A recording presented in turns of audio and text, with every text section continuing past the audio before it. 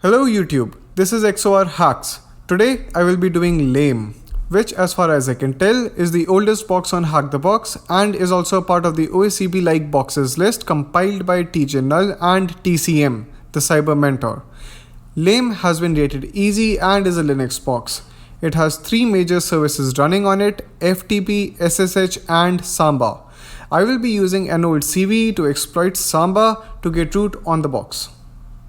Without further ado, let's get started. Let's do basic nmap port scan, nmap, en, t4 for speed, a for everything, p tag p for all ports, on for normal output, and lame, and then the IP address is 10.10.10.3.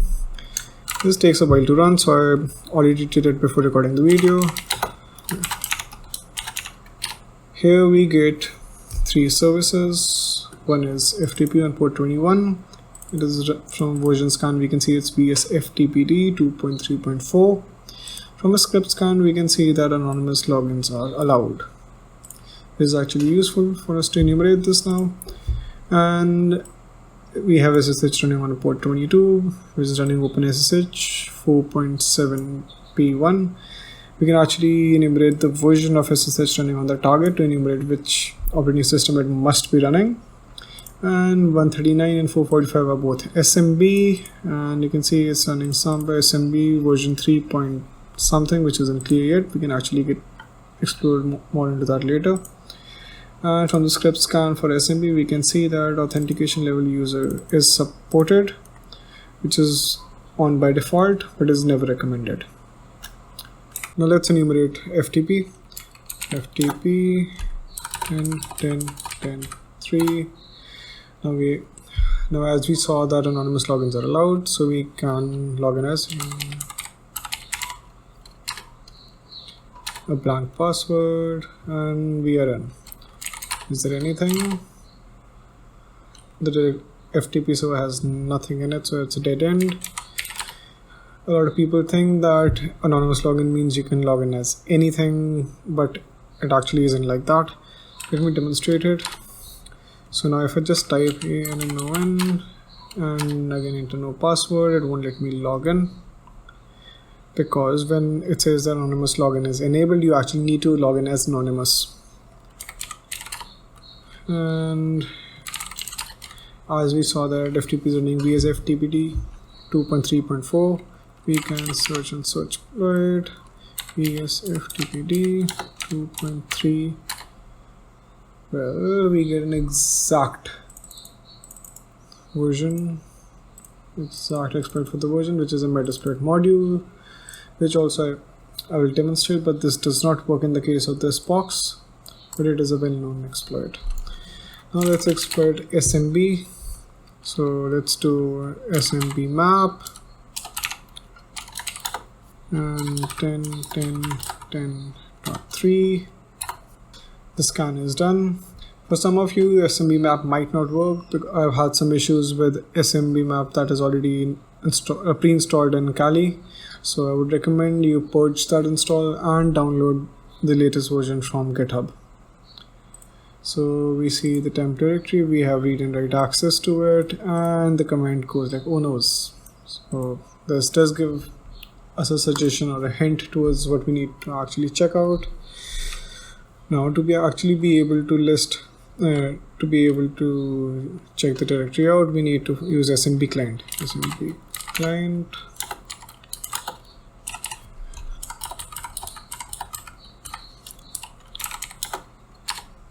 And we get this protocol negotiation failed. This happens because our normal client on Kali Linux is configured to not interact with any old version of SMB client and we could see that the SMB version running on it is 3.0.20 here and Debian, which is actually quite old. To be able to avoid this, we can actually edit out our, let's go to C Samba SMB conf. So under global settings, and the global tag, you need to add this line, client min protocol nt1. Let me show it to you.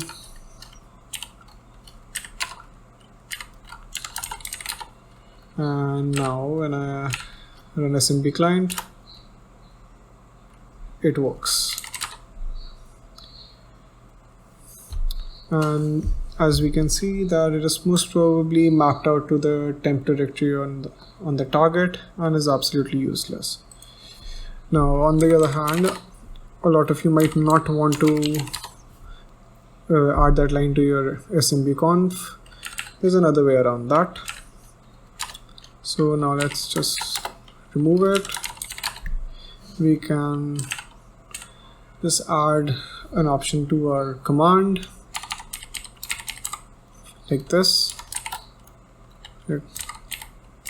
Client min protocol nt1 and enter, and we again get in. I personally usually rely on this method. There isn't really much of a difference, but just as a preference you can use this one, because you won't as often you won't see old SMB clients on targets, and lame being quite old from 2017, that's why it has that. But there are still machines that have older versions of SMB which are vulnerable to a lot of attacks.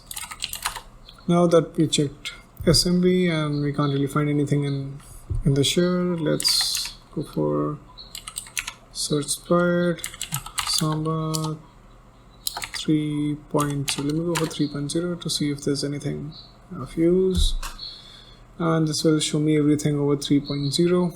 It can be 3.0 10 20 3.021, and we can see 3.0.20 has an exploit in Metasploit, which actually is command execution and something what we are looking for over here.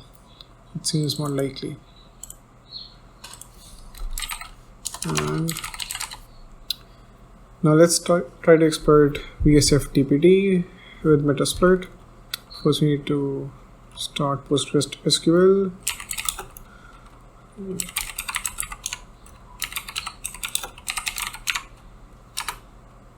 And it started, and Metasploit.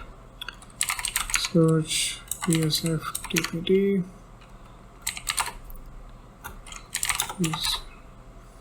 Let's see the options we have. Set our hosts that IP of the target, and let's run. Well, the exploit failed. It did say that the exploit completed but no session was created, but it actually could not exploit it, and we did not get a shell back. At this point we can't be sure why, but what essentially this exploit is doing is, now let's first log in FTP. So if I have a shell on 6200 and 6200, and over here I log in with something like XOR, and I end the login with a colon and a bracket close. It should be giving me some kind of a shell back on port 6200, but this does not seem to work. We can further check it out why after we root the box. So as this did not work, let's exit.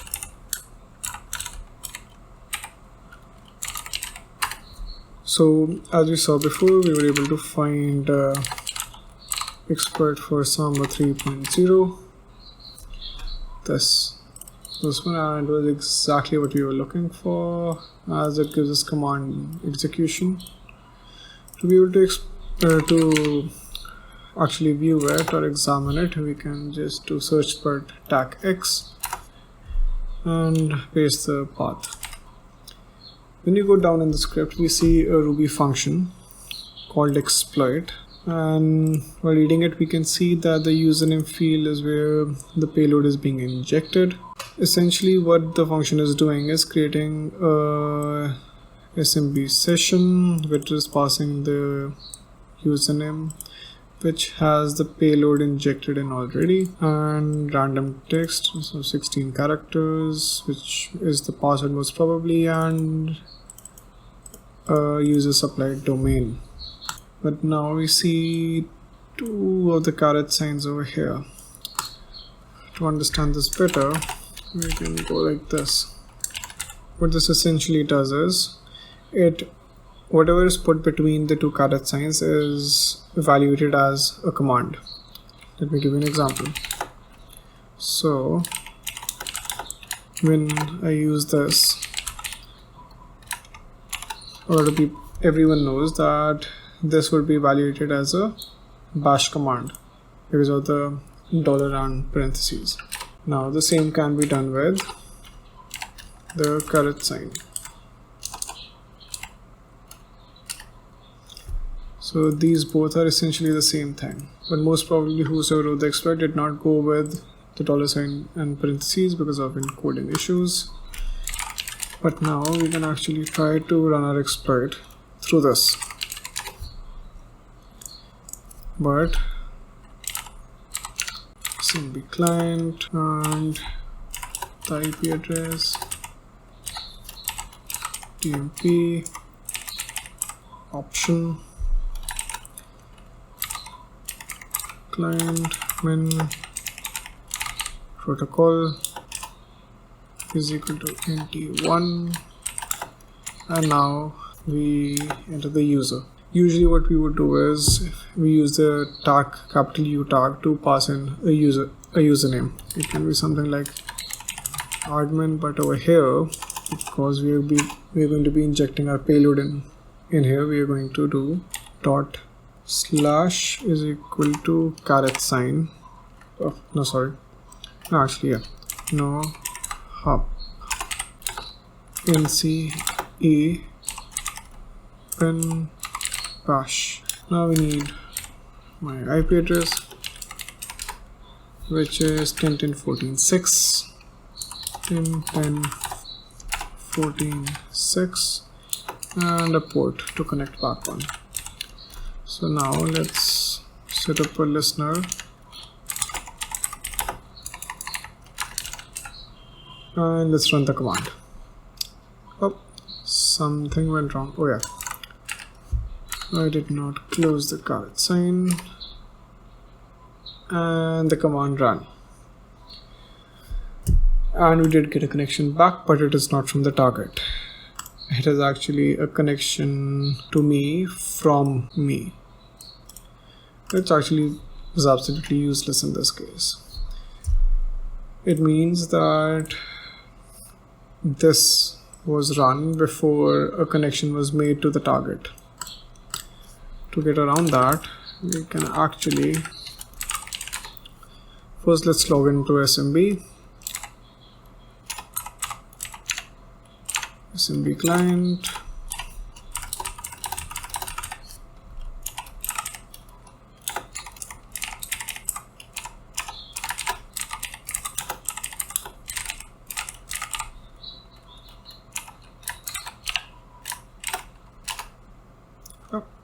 again. Oh yeah. So whenever we are running anything regarding SMB, we need to add 2 of these parentheses in the start. At times you will need to add 4 because you need to escape 2. So essentially it takes it as 2 when you put 4, and would have to add 2 over here. Now we can just enter, and now let's set up our listener again. So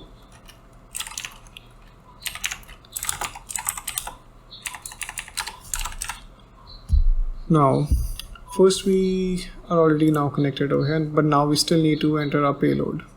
To be able to enter a payload, we need to use an already present command in SMB, which is log on. So log on, and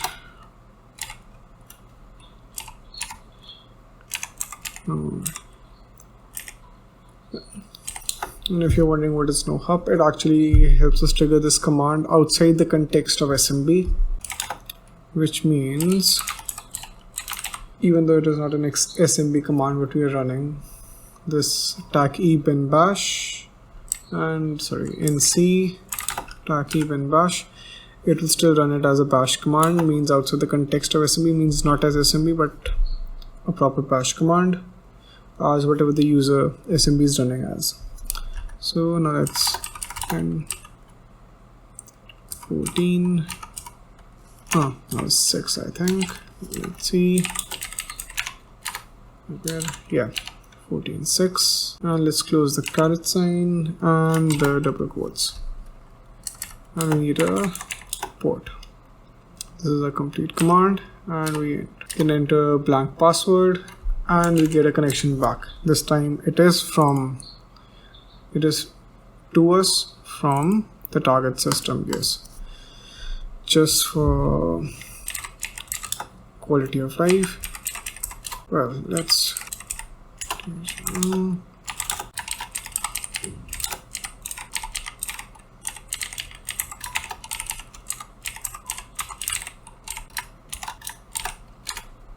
now we have a relatively interactive shell, ID, root, and who am I? We root, and we have finally rooted the box. But now let's see what is actually the issue with FTP. So I can do, and can we see it over here? There are a lot of ports listening. There are actually UDP ports too. These are all UDP ports, but we are looking for our TCP ports.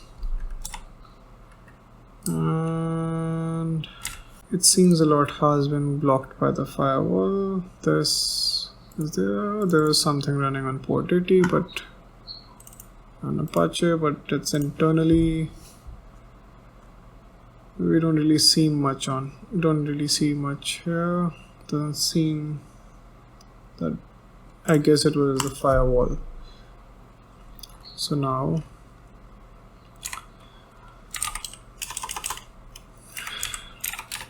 under normal circumstance where we are actually pen testing, we would get the FTP version and we would try to run it in a simulated environment to see actually what's happening, or we would try to decompile it and something like IDEA Pro or GHydra. Anyways, thank you for watching the video. Please like and subscribe the video, and this is the first video in the series of OSCP like boxes, and I will soon be adding more. Thank you.